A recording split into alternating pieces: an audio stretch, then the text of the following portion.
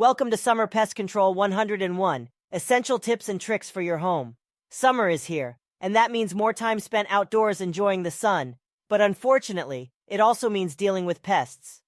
In this video, we will provide you with some essential tips and tricks to help keep pests at bay and make your home a more comfortable and safe place during the summer season. The first step in pest control is to identify and prevent infestations. Keep an eye out for signs of insects and rodents such as droppings, chewed fabrics, or wood damage. To prevent infestations, seal off any cracks or entry points, keep food in sealed containers, and regularly dispose of garbage. You can also use natural repellents such as peppermint oil, citrus, or vinegar to repel pests. If you do have an infestation, it's important to deal with it safely. Always read the instructions before using any chemical or natural pest control products. Wear protective gear such as gloves and a mask, and keep children and pets away from the treated area.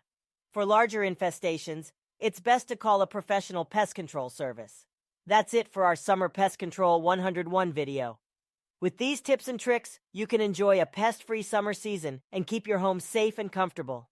Remember to regularly inspect and maintain your home to prevent any pest infestations from happening in the first place.